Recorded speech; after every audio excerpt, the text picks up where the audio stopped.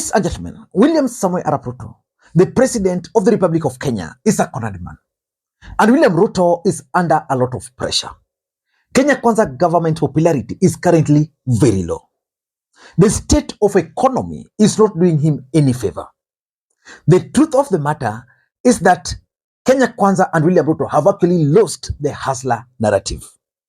And Kenyans are mocking Kenya Kwanza and William Ruto all over internet, Facebook, Twitter, and TikTok. Hiyo ni gonjo. Hiyo ni gonjo. Bado tuwasoni start moja kwa na nyinyi mkalia. Ruto alivinya kidogo ndio hii mkasema kwek bado. Mtasema bado.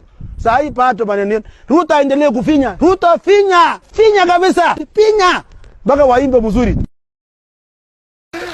Kila nyumba, kila soko, kila shule kupiga simu hautahitaji tena bundles. Unajua watu wengi wanahangaika na bundles, bundles. Kwa sababu sasa tuna deploy internet. Simu unakuwa unapiga free of charge. Simu haitakuwa inakatika kwa sababu sasa tutakuwa tumedeploy internet. Utukumbuke. And Raila Odinga and the new brigades are also on William Ruto's neck. Thank you, Madam Speaker, for this opportunity. Madam Speaker, as I was seated here, I decided to repeat 10 times listening to the President's speech again. I am shocked. The Bible says, "Thou shalt not lie." When the President stands there and mentions a name, I think it was called Carissa, somebody from Coast, who has taken Hustler Fund, 714,000. For his information and the public at large, an individual can only get between 500 shillings to 50,000. May I know how Mr. Carissa got 714,000 and reported it to his president? So, it is a lie. Yes. As I've said, Trevor, the state of the nation is the state of the people. So if you want to know the state of the nation, just speak to the people. Are people able to feed their families? Are they able to afford rent? They are looking at school fees in the coming new year, the levels of unemployment. If you have a president speaking to parliament for a whole 1 hour, and he has not told you how many jobs he has created, because he has created no jobs, that tells you there's a problem. If he has not told you that he has made the lives of the people better than he found them, then there is a problem there.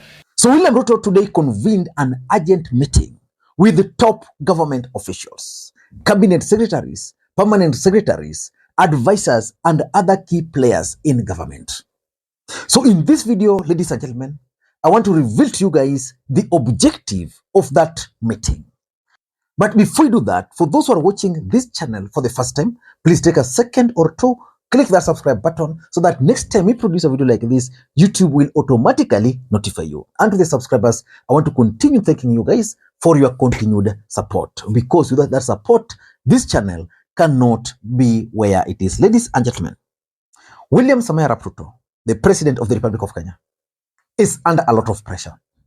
We all know that William Ruto is a populist politician, and he rode into power through the hustler narrative. As we speak today, if you ask anybody who voted for William Ruto whether they would repeat the same, I'm sure most of them will tell you they will not do the same. The truth is, the hustlers who voted for Ruto are actually feeling the heat. Let me just play for you this clip of this gentleman and listen to what the guy is trying to say. And that's actually what most Kenyans are saying all over the Republic. Just the other day, I did an analysis about a particular lady who was trending on Twitter.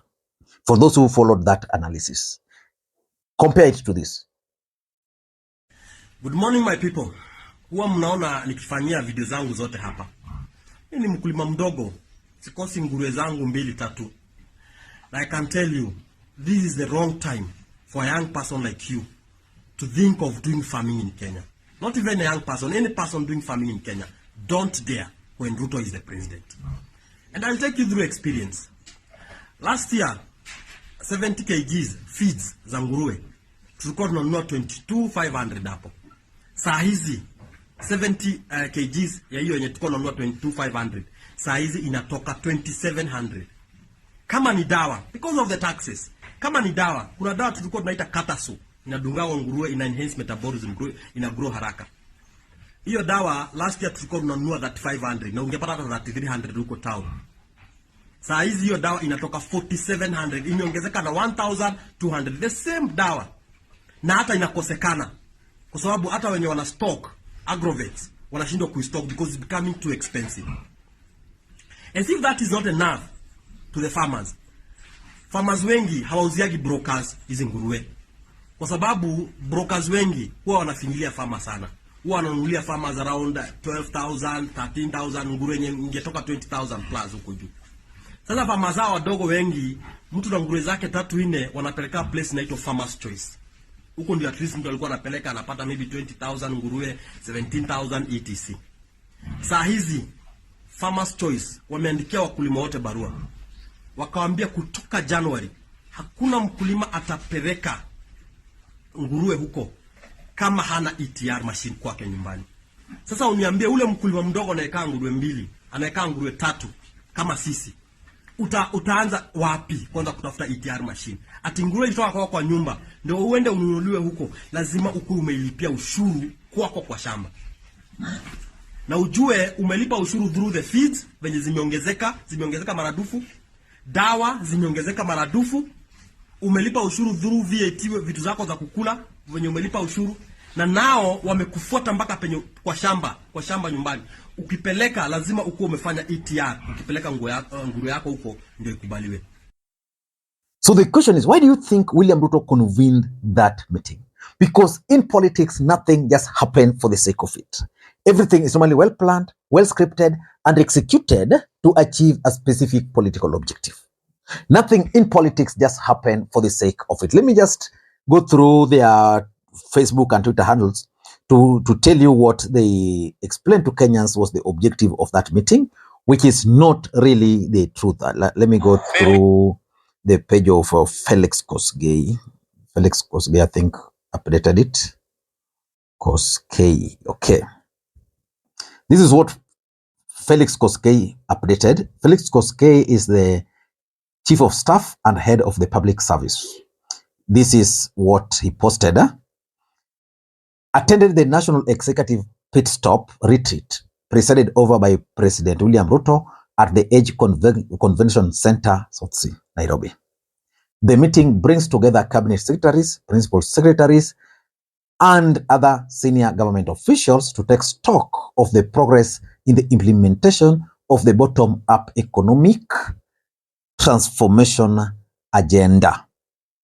And if you look at the comments there, if you just took your time and read the comments there, you will really laugh. So the truth of the matter is that there's a lot of pressure on William Ruto. Kenyans who voted for them are actually restive. They feel that William Ruto has failed to live to the promises that he made. Remember, William Ruto made so many promises to Kenyans, and so far I can't even put my hand in one of the promises that he has actually achieved.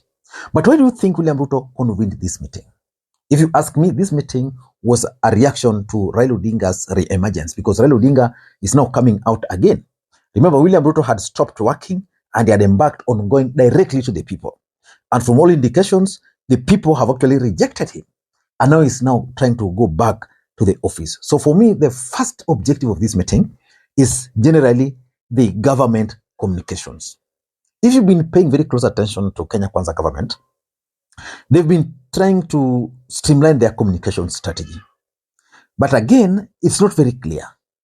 I want to give you a typical example. On the issue of the cost of living, they've decided to take a particular stand that the decisions which are being made by William Ruto are actually very painful, but they will, with the time, they will change. Of late, they have also taken another strategy of asking Kenyans to give them 2 years. So which means already 1 year is down, they want 2 more years. That would be 3 years. In this country, by 3rd year, that's the peak of presidential campaign. So basically, they are telling Kenyans that Kenyans should just let them be until the next campaign cycle. But the other thing that is also very important is that their communication is not structured. I don't know why, but probably because of factions.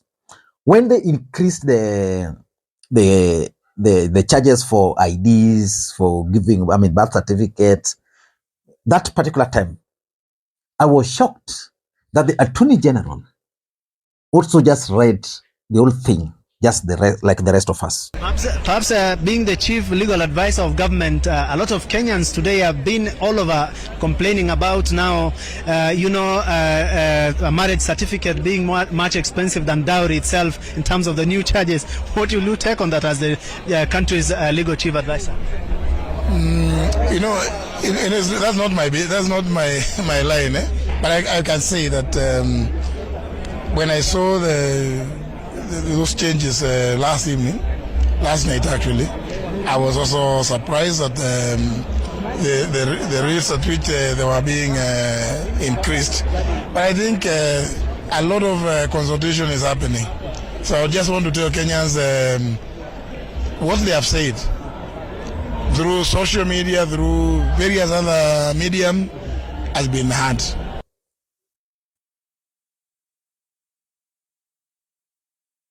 So I think they want to streamline their communication strategy in a manner that they don't speak different languages. So that whenever the government decides that we are implementing this, it's actually something that they've sat and agreed on. Because I expected, for example, Justin Muturi, as the Attorney General, to be part of the cabinet. And therefore, Kindiki, there's no way Kindiki would have just decided one day to wake up and say, if you want ID, you must pay.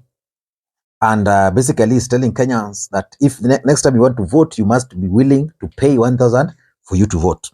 So for me, it's about the communication strategy because they've lost it. And that's why Kenyans are running amok over them. Kenyans are really mocking them everywhere, be it Twitter, TikTok. And someone was telling me that, Lee, William Ruto is a very funny character and maybe has realized that the young generation are now not with him. So he doesn't want to register them because he knows that if they are registered, most of them will go to TikTok and they'll be fed with this kind of the kind of stuff we are seeing on TikTok, and he doesn't want that. So that's number one. Number two, this meeting is also about Kenya Kwanza dwindling popularity. The truth of the matter is that William Ruto has lost his biggest campaign strategy. That is the hustler versus the dynasty. And that's why Kenyans are actually regretting why they never listened to Uhuru Kenyatta. So how can they come out as a cabinet and senior government officials to change the tide? I'm sure that was discussed in that meeting. If they didn't discuss that, then they should start packing and leave. Number three is, I think, it's about Raila Odinga. Raila Odinga announced last week that he was going to address the nation, but he never mentioned the date and the time. So I think that move by Raila Odinga caught these guys by surprise. So they needed to figure out how are they going to deal with the Raila Odinga dossier. The good thing for them is that they met today and Raila Odinga also released their statement today. And I expect them to respond to Raila Odinga's statement maybe tomorrow so that we can know the truth about the state of the economy as far as fuel is concerned. Number four is the cost of living. You see, Kenya Kwanza government have actually created billionaires in the name of cabinet secretaries. Majority of Kenyans who voted for these guys are very poor. I think today I came across a song composed for Kipchumba Murkomen by a Kalenjin. Really, I'm told it's really attacking Kipchumba Murkomen. So the cost of living is really something that they need to deal with. If they want to be able to deal with it, I don't know how they are going to move forward. The truth is, Kenyans are really failing the cost of living. And that's why that clip of that pig farmer is very, very important. And lastly, I think they also just wanted to reevaluate their performance, because of course they met. Was it in June or somewhere? They met to review their plans. Again, they are meeting. And for me, if William Ruto is serious, he should have these kind of meetings more often, because if they don't, if he is going to continue addressing Kenyans from the rooftop of his vehicles, he's going to lose it. So the truth is, they wanted to evaluate their progress, the success and the challenge. And I'm sure if they were to take a list of success and challenges, maybe challenges will be 100, success will be 3. I don't know what to think. That's my take. Until next time, this is Lee Makwiny. Bye-bye.